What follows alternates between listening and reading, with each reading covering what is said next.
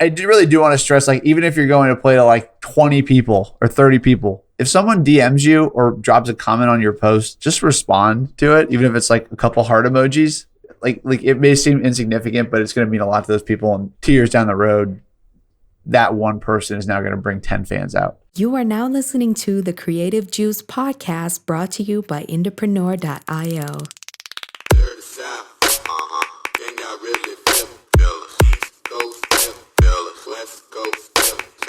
What's up, Indies? Welcome back to the Creative Juice podcast. This is episode 210, and we are back. I'm your host, Jack McCarthy.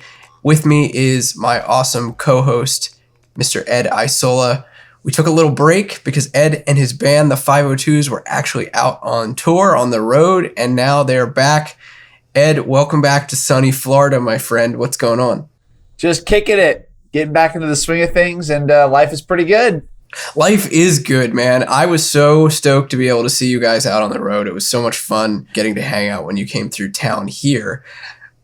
I thought, as we were getting ready for your illustrious return, that it would be really cool to do an episode on some of the things that you learned from this tour, what this tour taught you about music marketing, and in general, like what artists can learn about music marketing from their time on the road. I certainly spend a lot of time talking with a lot of our clients at IndieX, at the agency, and I'm sure you do as well, about the things that they're doing while they're out on the road, especially if we're running marketing for their tours. But a lot of insights about the relationships that you have with your fans and your customers, I think, come when you're out on the road and when you're interfacing with these people kind of in real life, you know, and being on stage and being at the merch table and all of that. So I thought that this would be a cool sort of thing to chat about, and also just get the lowdown and the alpha from you right as you've returned home. Yeah, man. I think it's really cool because for anybody that does touring, I think, like you said, it's kind of where the rubber meets the road, and it's where you get the opportunity to kind of solidify relationships that you build online. And I think that a lot of times you can kind of feel like, oh, I'm doing online marketing. Like where is this going to pay off, or where am I going to meet these people? You know, it can almost feel a little bit isolating sometimes.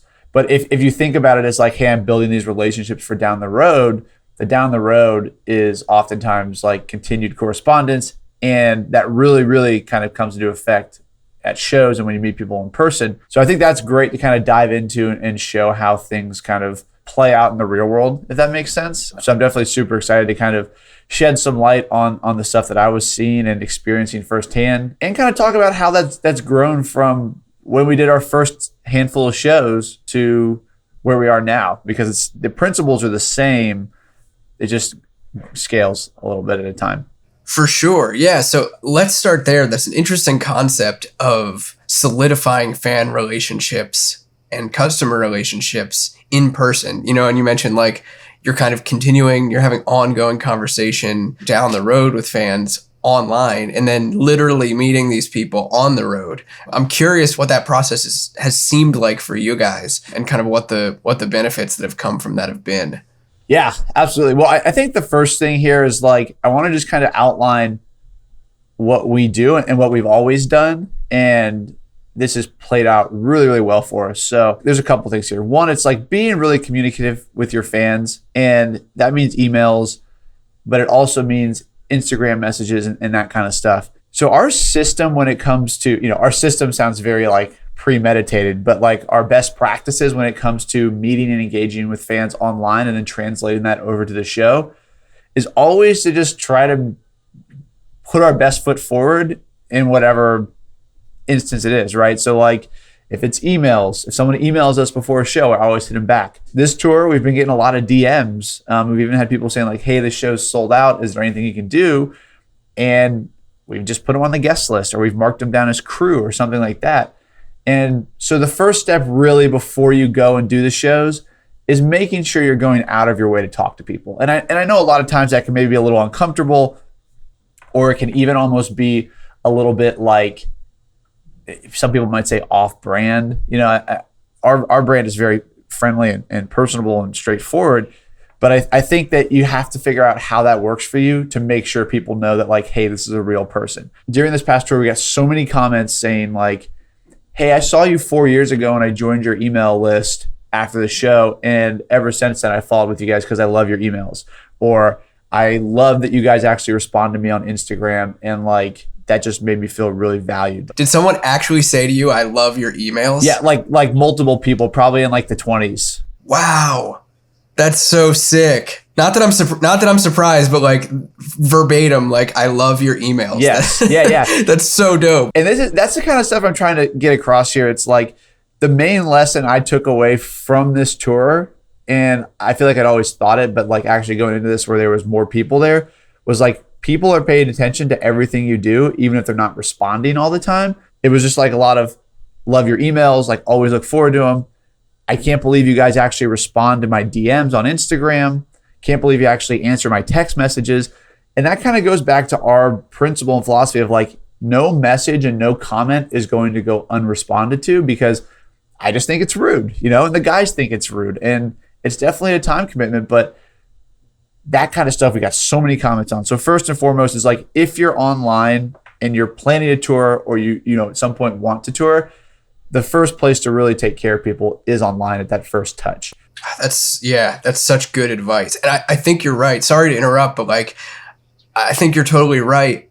Something that I feel like a lot of artists prematurely worry about is like, oh, but how can I do that at scale when I have lots of fans? It's like, you shouldn't be worrying about scale when you don't have scale. Like that part can be figured out later. Right now, you should be focusing on nurturing. And it sounds like you guys are doing such a killer job of that. Like, I know you're doing such a killer job of it. You have been for years, but especially now at a tipping point of scale where you do have a ton of attention going on, lots of stuff happening kind of at all stages of the buddy system at this point. The fact that you had that process locked in from an early stage kind of, I think, has allowed you to transition into like a point of scale where you're still able to do it, and you're able to do it in a way that makes sense. Yeah, absolutely. Yeah, absolutely. So that's a great point. And we'll get into the show stuff here in a second, but like, if you're listening and you're starting out, or you're along in your career and you aren't having this kind of nurturing engagement, like put it in practice. Like Jack just said, it was really, really good for us to start when there was like, oh, okay, here's a handful of messages. It kind of taught us, how do you talk to people? How do you respond to people in a timely manner? How do this and that, like getting the ropes. So now it's like, after the shows, this was crazy. We would have like 60 to 70 Instagram DMs from the shows. And it was like, wow, that's a lot, but it took about a couple hours between myself and maybe one or two of the other guys.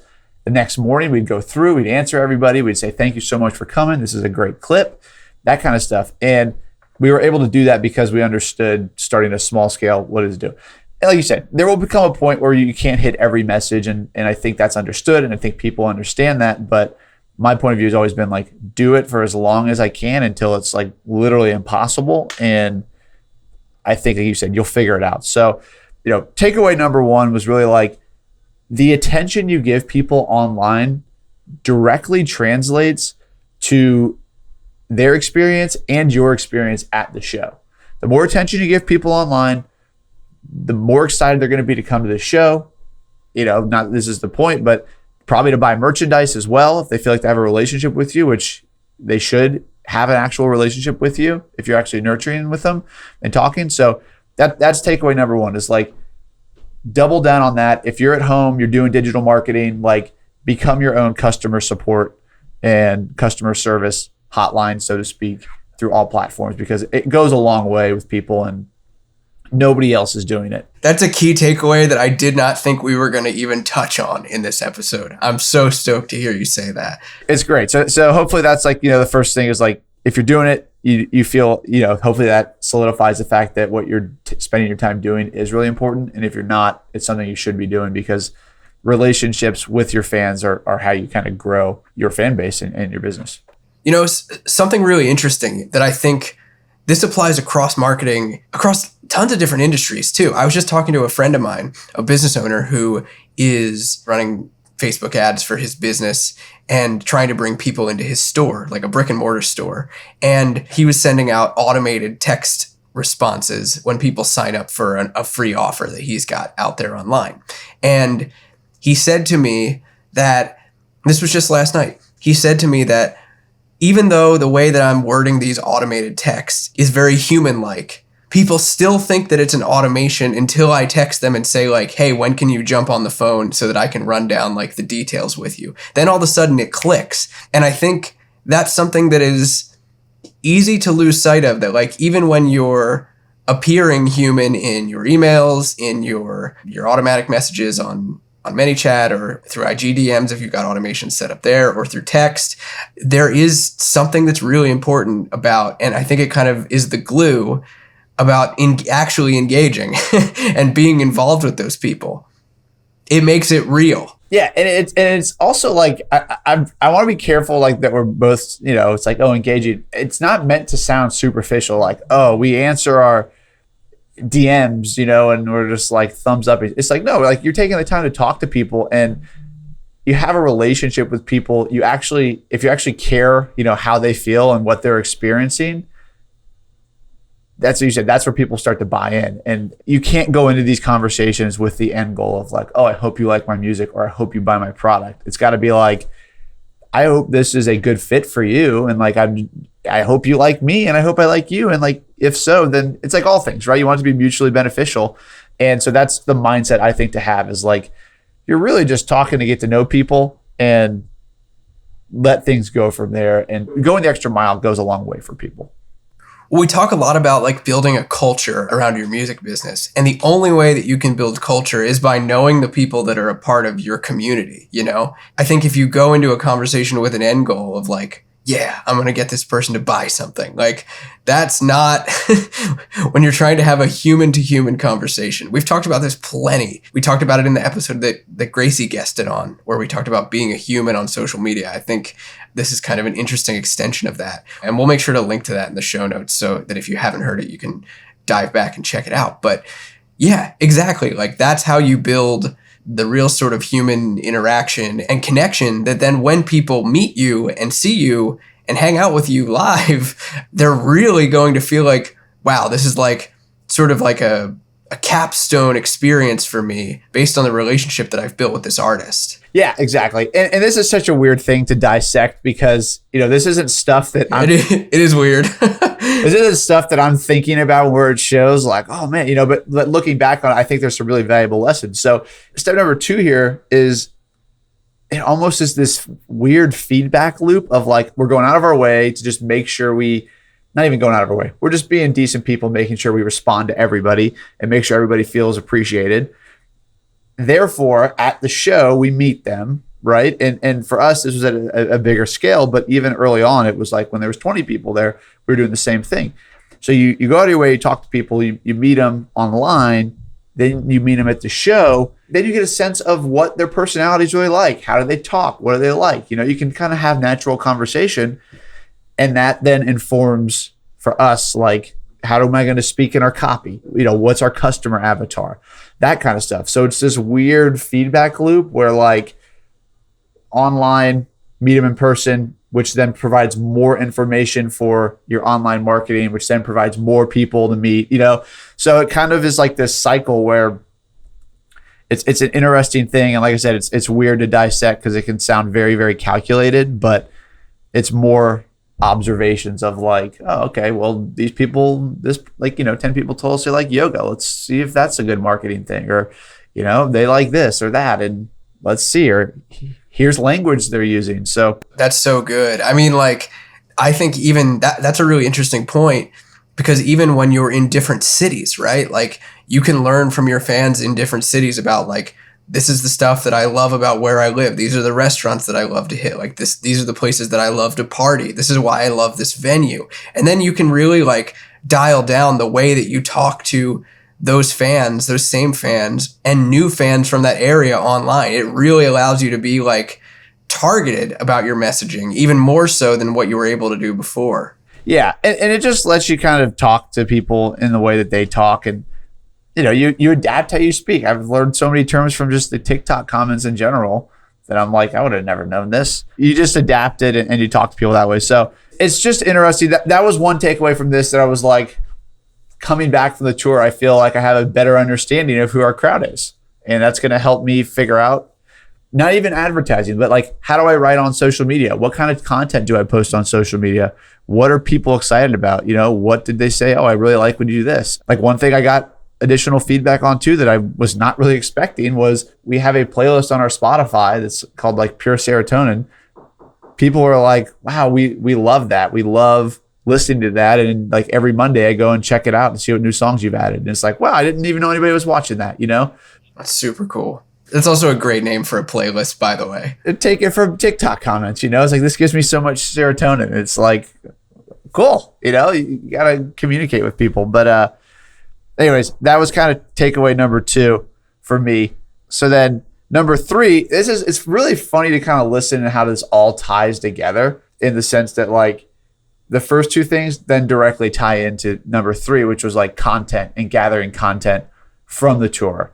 It was really interesting. Like I mentioned, we had like, 40, 50, 60 DMs after each show, which a lot of them were us being tagged in certain comments or in certain people's story posts, like of clips of the show. I saw the stories. I saw them. Yeah. You know what's up. You've seen the tea. No, but it's like, these are people that we had messaged with before the show and been like, can't wait to see you there. They tag us in a story. So then afterwards, I would message them and say, like, if there was a good clip that I really liked, I'd say, hey, any chance you can send me this clip and your TikTok handle? Like, I really want to post it on TikTok and I'll give you credit, but like, this is an awesome clip. And every single person was like, heck yeah, absolutely. What a great show, And so this is where it's like you start you're talking to your friends and they're not just like one-off people you're DMing. So that was a great way for us to gather content. We had photographers and videographers come out to the shows, and I don't think to date we've posted maybe one photo from them yet. Not to say we're not going to use it, and we are going to use it down the road, but everything we were posting during the tour was fan captured content that I DM people for. Yeah, like, again, to scale, you'll have, maybe you won't have 50, but maybe you'll have 4 or 5, and you can ask people and trim that into content. For us, we had so many options, and we were doing it on TikTok and posting like 1 or 2 videos a day just because there were so many cool videos. The first week, I think we posted 7 or 8 videos, and I think we got somewhere between 4 and 5 million views off those videos on TikTok, which was just like insanity. We had our most viral video ever was a fan captured video of just a little while of people in the crowd singing along, and that outperformed the Magdalene video, which had gone viral, and the Just a Little While video that went viral last year. Like, it got over 3 million views in like the first 2 days. Dude, that is insane.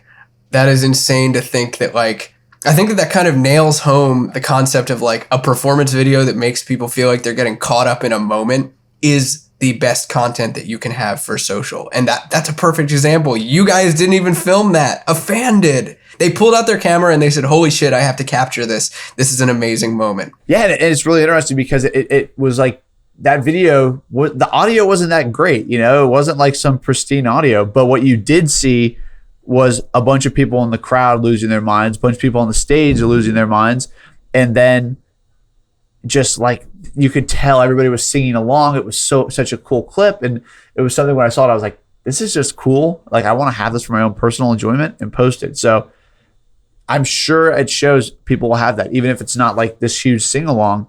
Maybe there's a really intimate moment that somebody captures on camera or something like that. But there's so much content to be had from having relationships with people that, like I said, it was our best video. I think when Just a Little While first got posted, it got like 1.5 million. Magdalene got like 1.2.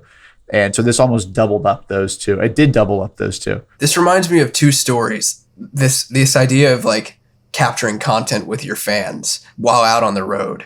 I was having a conversation recently with one of our IndieX clients.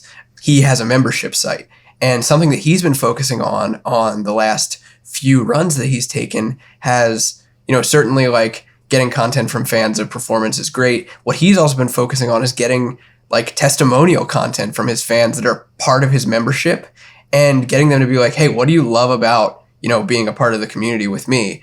And that's such an easy way to get content for social posts, for ads, to drive real sort of excited traffic over there because a real person is telling them like, this is my experience.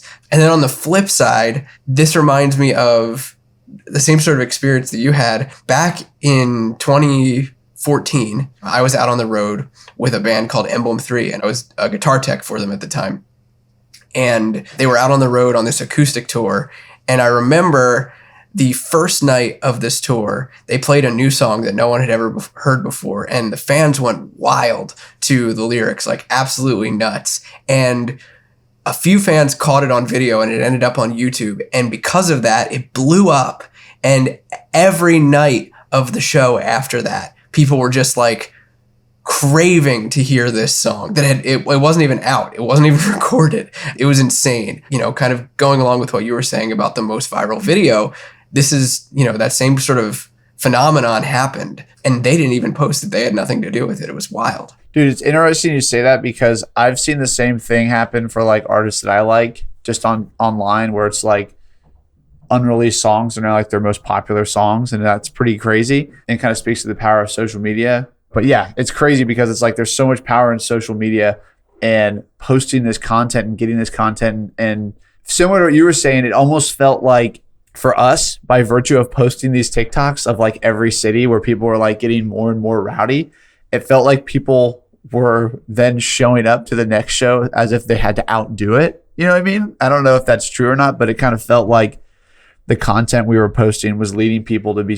even more excited for the show than they already were, because there was thousands of comments being like, man, I wish I could see this. And then certain people being like, well, I get to see it next week. And it kind of is like implying that they better be bringing their A game. So, you know what I mean? That's so amazing. That's a great point. Andy said something similar to us about the content that he was capturing on their tour when he was on the show a few weeks back. We'll link to that in the show notes too. I love that we have a few recurring episodes about touring and like the things we learned from it. But Andy said the similar thing, that they were capturing content, and I don't think it was all fan content, but same sort of thing. Like they were using that to kind of create this snowball effect around the excitement that was like getting fans to almost compete about like, oh, our city's going to be louder or our city's going to be more rowdy. Dude, it's crazy. And Andy does the same thing where like people are talking, you know, with him all the time online, and it's kind of like feeding into itself. So it's cool. It really speaks to how important over everything the fan relationship is, and like actually caring about people is, because over time that builds into something super valuable. Did you have any takeaways from a sales perspective on the tour front? I know you guys had like a bunch of great nights in merch, which is awesome. But in terms of like the offers that you've made online and taking those out on the road, or related to inventory and what you had left in stock, any lessons learned from that? Yeah, it was really interesting. I mean, one is that I think that by virtue of being nice and like treating people as if they're people and not just like a number or a fan, led to way more merchandise sales. We had like our biggest merch sales of all time this past trip. Going into the tour, I bought 650 shirts, which I was like, this is going to be way too much, you know? But I bought them because it was like a bulk discount, whatever. We sold all the shirts. I think we came home with like 25 shirts, which was crazy. And I think that was all by virtue of like meeting people and talking and people being excited, all the stuff we've talked about already. It also really kind of gave me some insight into like what offers to maybe make in the future. You can see which shirts, for example, and which products people are buying at the shows. For us, it was a lot of t-shirts, and it was a lot of the t-shirt that sold probably doubly as fast as the other ones was just the plain 502's logo tee with the stripes underneath it. That was gone in the first week. So I mean, it kind of gave me some insight into like, here's maybe what we should make some more designs like. Shirts seem to be popular. Koozies seem to be super popular too. So it kind of just has informed like maybe what future sales offers have looked like. We didn't do anything too crazy in terms of like bundles that we had done online before. Like, you know, we've done like themed bundles online. We didn't have any of that this time around at the shows. But my main takeaway was like, we should do some more koozies and do some more plain simple t-shirts with logos on them. That makes a ton of sense. Like definitely like you can learn what people are into just by seeing what moves, because you've got like a, you know, kind of a captive audience that's energized and excited, and you can get those table rush moments oftentimes faster than you do, or more frequently than you do over a short span of time than you might online. That's a really insightful point and interesting. Did you see any translation from like, we made an offer online and sold out of most of it and then brought the rest out on the road and and moved them quick. I think something that a lot of artists worry about when buying inventory, especially for online sales, is like, I don't know what I'm going to do with it if it doesn't sell out right here, right now online. And I know that that's something you guys have done in the past where it's kind of just like, you don't worry about it so much because you know that it's going to move on the road. Yeah, I mean, we don't over-ordered. In fact, my original intention was I ordered those 600 shirts with the thought that we'll bring them home and sell them in a promo online, but they sold out. So good problem to have. Yeah, it was almost like the inverse of what you just said. But the one thing that I think kind of spoke to, hey, we have this thing online and then people were like jumping at the bit to get it at the shows, was the tour poster. So I think this might have actually been Andy's recommendation. And we printed these tour posters for like $1 each. And we sold them for like $10, you know, and they were limited run. We had 100 of them. We had like 10 per city. We signed them all. And we wrote the city name in hand on them. And it just said like live from New York City, you know, with a date signed. And those were things that I teased on Instagram in advance of the shows, just being like, hey, we've got 10 posters for each city. If you want to get them, that kind of stuff, just on our Instagram stories and emails. People were coming in the door and like going right to the merch booth to get the posters. They were like, I want one of those 10 posters. Damn, that's a table rush. That's awesome. Yeah. So that's cool. And I think that kind of speaks to, while we didn't necessarily see like, oh, we have limited products, limited shirts online, like come get it at this booth. We did do that with the posters, and it was a legitimate limitation in terms of quantity. So scarcity was real, and people were really excited by it just by teasing that online. They were running for it. That's super cool. And that's interesting. I've had a conversation a couple times with one of our IndieX clients. He actually has like a coffee brand that he sells that oftentimes, to be honest, moves slower online than it does at shows, which has been really interesting. Like the movement online has been slower. It's been a little bit slow to get people to adopt it, especially like trying to go after colder traffic. I guess, like people like what they like when it comes to coffee, and it's hard to get people to break that habit online and try something different. But at shows, he moves bags like it's nobody's business. So yeah, it's just an interesting phenomenon, I think, that happens from time to time, and definitely a lesson learned. I have one final question for you as you wind down what was this tour called? It was called the Funny You Should Mention It tour. Oh, that's that's what it was called. I realized you were like, wait, is he going to say the name? But yeah, it was called the Funny You Should Mention It tour, which we just, anyways, that's what the name of it was. As you wrap up the Funny You Should Mention It tour, what would you say your number one moment from the tour was, and what did it teach you? Gosh, honestly, my favorite moment was just like after the shows, meeting everybody, just like getting the chance to talk to everybody, and kind of like everyone was a little bit sweaty after the shows, and I don't know, just felt very communal and like cool hanging out.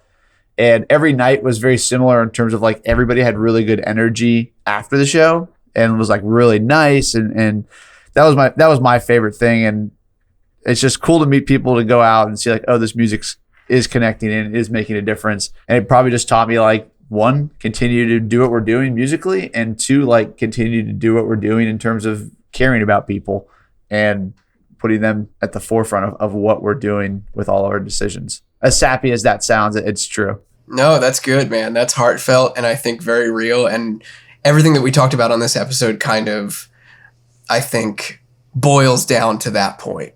So that's fire. I think that those are some awesome lessons learned. And hopefully you guys can take away some things that you could take home with you and put into your own sort of toolkit in the back of your mind as you're going out on the road, especially as we're starting to get into warmer weather here in the next few months. I know a lot of tours are going to be kicking off. So hopefully you guys can take that and apply it to both your live show strategy and your online marketing strategy. Man, this was so much fun to do. We should do more tour wrap-up episodes every once in a while. Yeah, it's fantastic. And please, please, please, if you're listening, like I really do want to stress, like even if you're going to play to like 20 people or 30 people, if someone DMs you or drops a comment on your post, just respond to it, even if it's like a couple heart emojis. Like it may seem insignificant, but it's going to mean a lot to those people. And 2 years down the road, that one person is now going to bring 10 fans out. We talk about that so much, and you hear that so often said, like it's like a common industry thing, common music business thing, like make sure you engage with your fans, like treat every fan like they're the only fan. But I think so many artists don't do it. Like really, I feel like they don't. It's almost become like in one ear and out the other. It's said so often, but to say it one more time, I think that that's so important. Yeah. So anyways, hopefully this was super helpful for you guys, and like what you're doing online does translate directly into shows and impacting real people's lives. So it's super meaningful. Hell yeah. Well, this has been great. Thanks so much for unpacking and kind of retrospecting the tour, man. Looking forward to diving in more next week. So we'll see you guys next time on Creative Juice. Peace out, Indies.